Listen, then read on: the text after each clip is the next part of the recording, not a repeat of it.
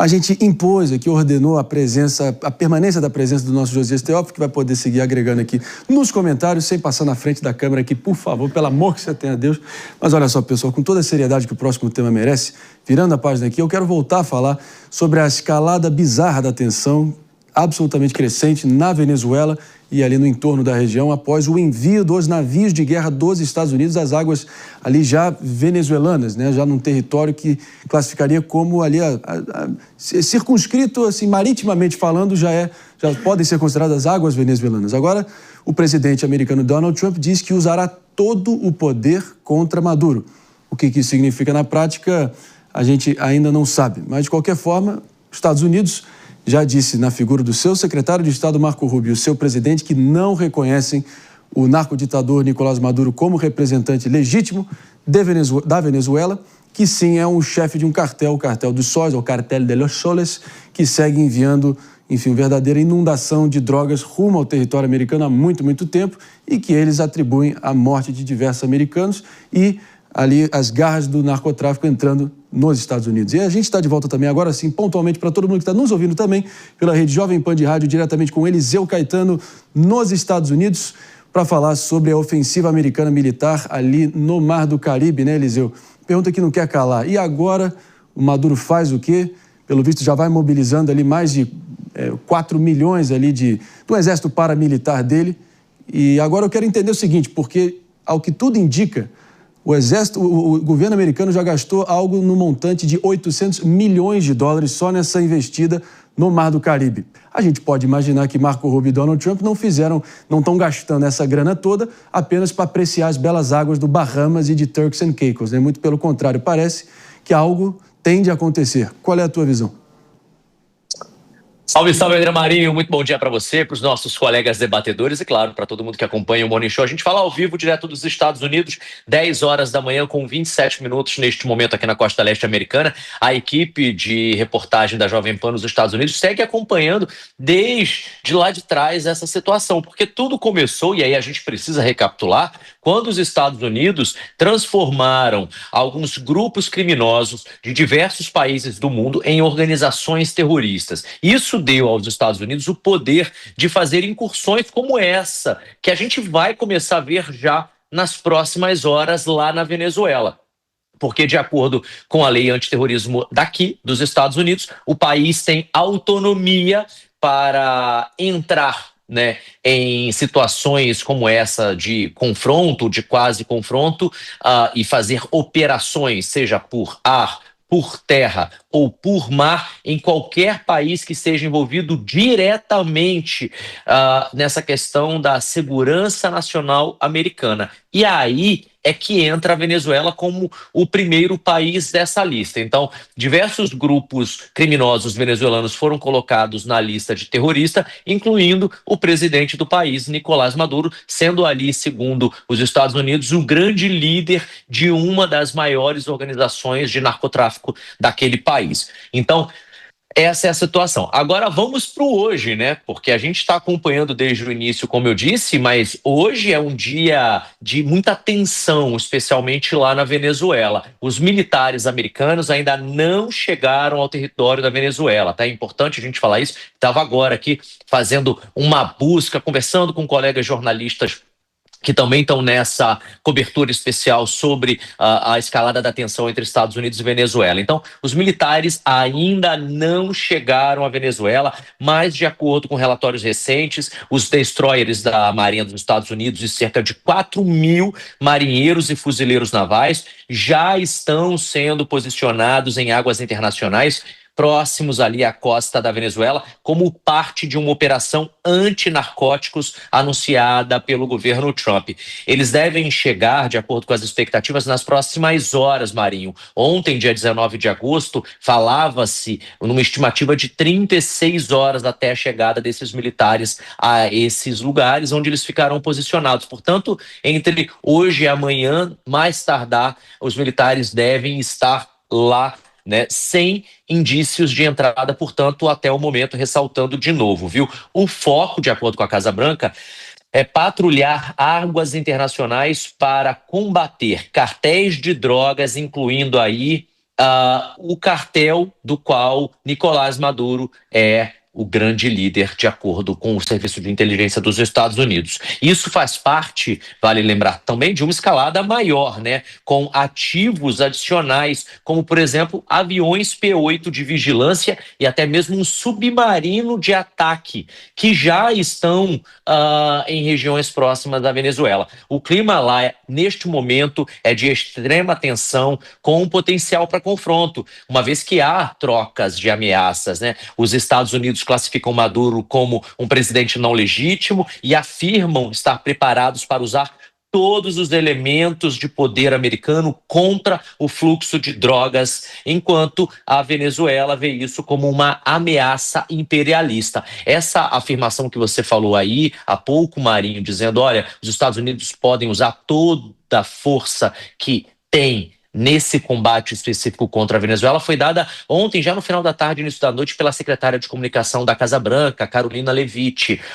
E, obviamente, chocou não apenas os jornalistas, mas o mundo todo, uma vez que Donald Trump tem se colocado nesse papel de conciliador da paz. Maduro, como você disse, Marinho, respondeu, convocou 4 milhões de milicianos naquilo que ele chamou de plano especial para cobrir todo o território. Ele também está armando com rifles e mísseis, segundo ele, para defender a soberania da Venezuela, e prometeu ainda que nenhum império tocará o solo sagrado da Venezuela.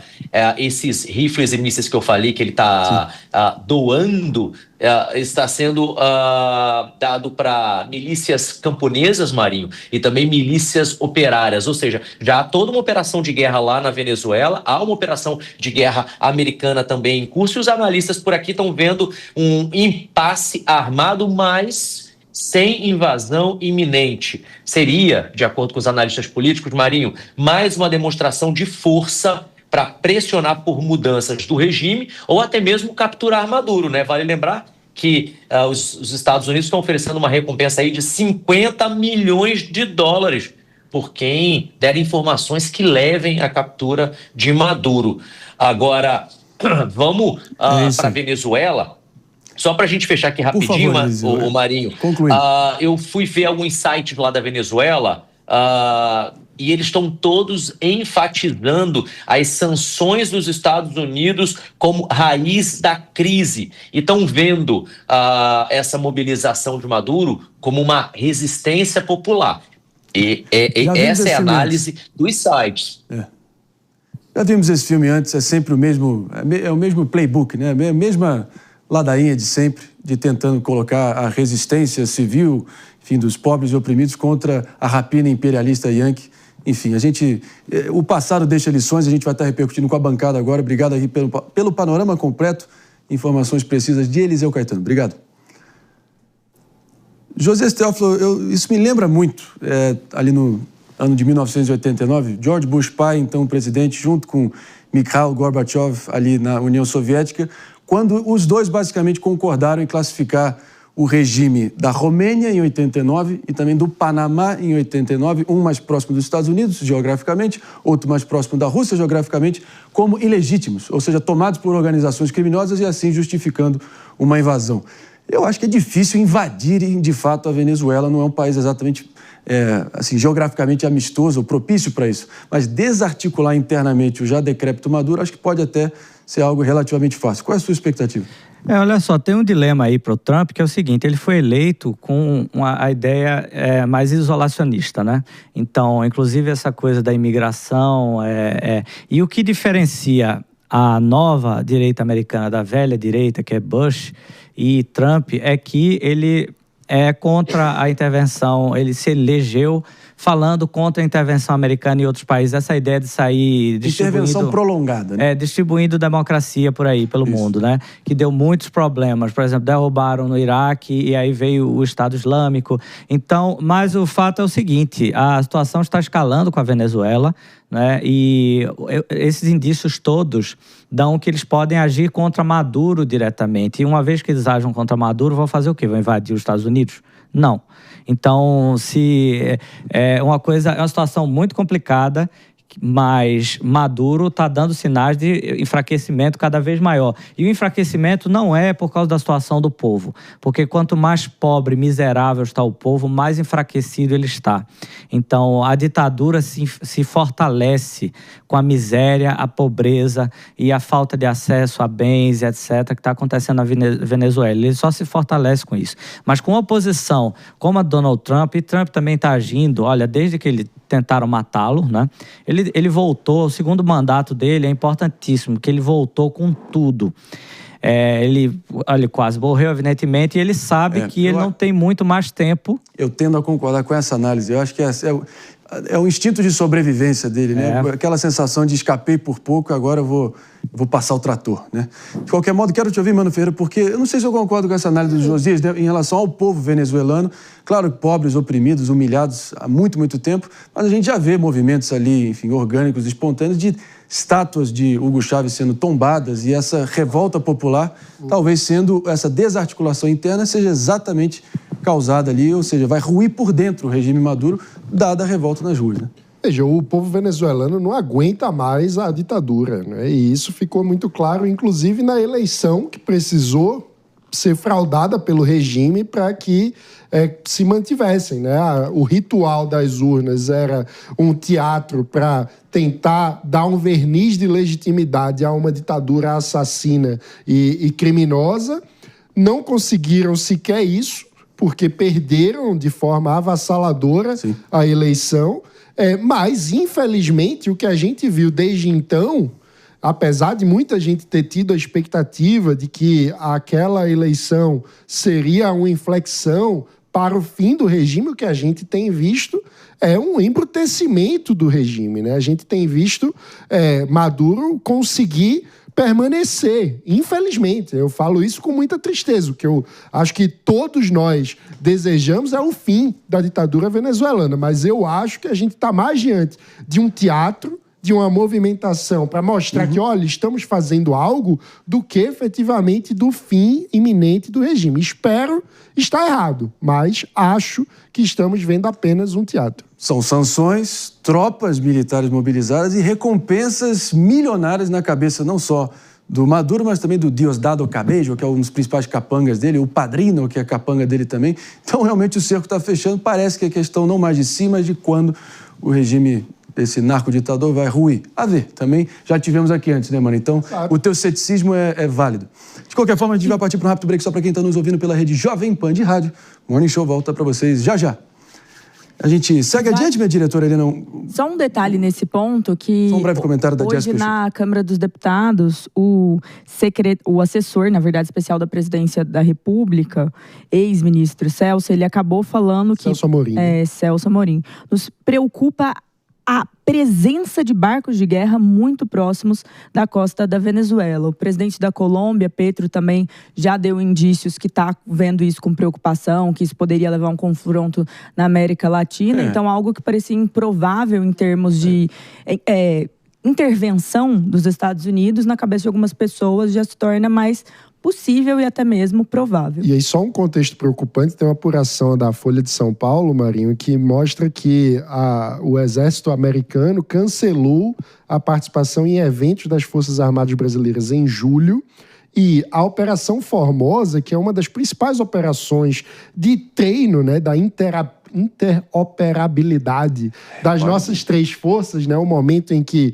Exército, Marinha e Aeronáutica fazem operações, atividades militares para estarem em dia, e sempre contaram nesse processo com o apoio das Forças Armadas Americanas. Há a expectativa de que os americanos não vão participar dessa operação Formosa, o que seria um indício aí do maior afastamento entre Forças Armadas brasileiras e americanas, eu acho que desde o fim do regime militar. Para o Brasil, talvez o risco seja ficar abraçado por afinidade e conveniência ideológica com o Maduro, e quando a corda estourar, poder, enfim, sofrer as consequências. A ver, 11h41, pessoal.